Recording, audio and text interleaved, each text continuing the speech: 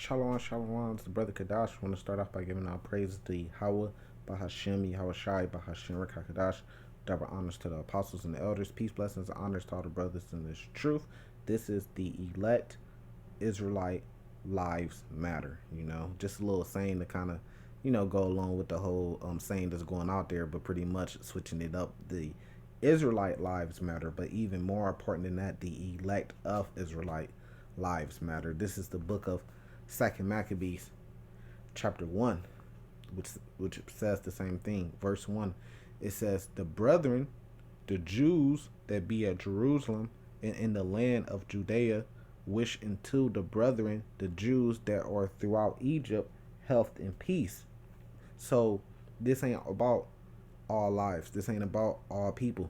This is about the Israelites, because they could have said, the Jews that be at Judea wish unto the brethren, the Jews the people in Egypt. No, it said the Jews that are throughout Egypt, which is showing you who this is for, who the elect is, who salvation is for. It's not that it's for every nation. Deuteronomy 30 tells you that it's for the Israelites that were scattered into every nation.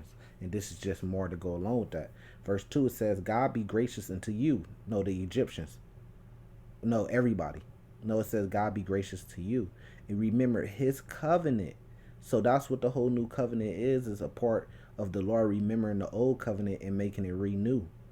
It says that he made with Abraham, Isaac, and Jacob. Because remember, Abraham, Isaac, and Jacob is going to be in the kingdom. It tells you that in the book of Matthew, right? The chapter is chapter 8, verse 11. Matter of fact, let me read it. And I say unto you, this is Yahweh Shai speaking, that many shall come from the east and to the west to sit down with Abraham and Isaac and Jacob in the kingdom of heaven. Which proves what? The old covenant is just being renewed to a new covenant. And it's going to be put on our inward parts. That's Jeremiah 31, verse 31. And it's proven to you reincarnation that Abraham, Isaac, and Jacob will be in the kingdom. And it's proven to you who this is for. The bloodline, Abraham, Isaac, not Ishmael. Galatians 4 tells you that. And Jacob, not Esau. Romans 9 tells you that, right? In the kingdom, you have to come from that bloodline, so the elect Israelite lives matter, so his faithful servants, it says verse 3 back in 2 Maccabees chapter 1, it says, and gave you all a heart to serve him. That's the new covenant. Then in the new covenant, we're going to have the law, statutes, and commandments in our inward parts, and to do his will with a good courage and a willing mind. And it tells you all this too in Deuteronomy chapter 30, that he would circumcise our hearts. It says, and open your hearts in his law and commandments, and send you peace, and hear your prayers, and be at one with you. Revelations 21 precept. And never forsake you in time of trouble. Revelations 1, either verse 3 or 4 precept that goes along with it. And now we be here praying for you. Breaking it down, that's the spirit, breaking it down, very easy. This is jumping to the book of Esther. I want to jump to the book of Esther, chapter 3. Let me get to it.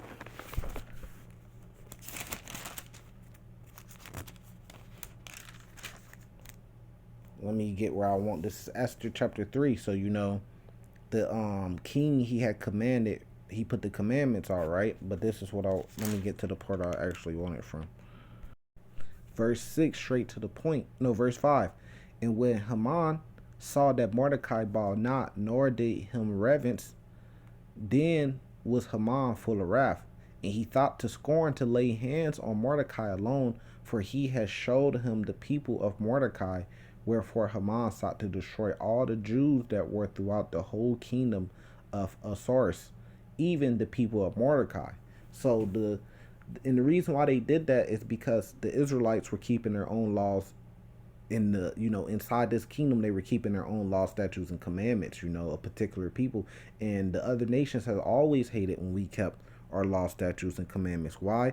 Because anytime we keep our law, statutes, commandments, going to the book of Judith, I believe it's either chapter 5, I believe, we always prosper because the Lord would be on our side. And anytime they could keep us in sin, then they could overcome us and keep us in captivity because the Lord wouldn't be with us.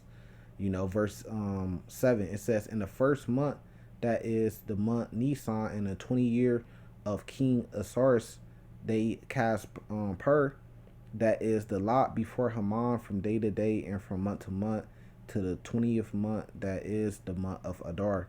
And Haman said unto the king Osiris, there is a certain people scattered abroad in displeasure among the people in all the provinces of the kingdom. See?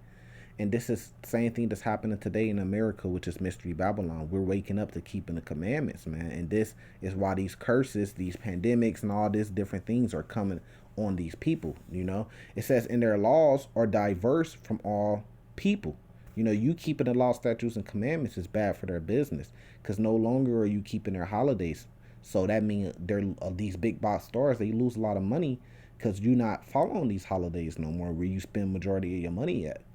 So that's hurting the whole system. And then these people, these owners of these big box stores, they go crying to the politician, which eventually that leaks all the way back to the the elite of this world. And these elite Edomites, they have to do something about it. It says, neither keep they the king's laws. See, we kind of living under your own laws, which is the law, statutes, and commandments of the Lord. Therefore, it is not for the king profit to suffer them. Ain't that exactly what I said? It doesn't profit them for us to keep the law, statutes, commandments. Who's going to eat all their bacon? Because the law, Leviticus 11 tells us not to eat swine. So that's a big business with swine and bacon. If we wake up to keeping law, statutes, commandments, who's going to eat all their bacon? You see what I'm saying? Verse 9 says, if it please the king, let it be written that they may be destroyed, and I would pay 10,000 talents of silver to the hand of those that have charge of the business, to bring it into the king's treasury. Now, if you go to Esther chapter 9, what eventually happened, to go straight to the point, verse 5, it says, the Jews smote all their enemies with the stroke of the sword, and slaughter and destruction, and did what they would unto those that hated them. And we know it's the same thing today. All the nations hate us. It goes back to Psalms 83, where it says the nations, pretty much it gives you a list of nations that consulted against us to cut us off from being a people. So we know that there's a judgment coming from all these people that are our enemies. Not that they could be saved with us, not that the Lord's coming back to save them, not that they're elected for salvation. It's that they have a judgment coming for them. Now when you jump to the book of Ezra chapter 4, it breaks that down even more. Let's get to it.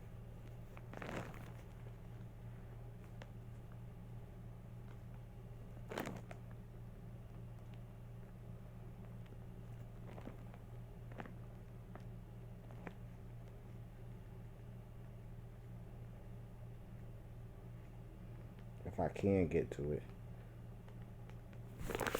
Yeah, right here. Ezra chapter 4, verse 1, it shows you how we always deal with the other nations. If we ever allowed the other nations to come in, it was always in servitude, which is in the kingdom. The other nations are going to be slaves, going back to Revelation 13, starting at verse 9. If any man have an ear, let him hear. He that lead in the captivity should go into captivity. He that kill with the sword must be killed with the sword. And here is the patience and the faith of the saints.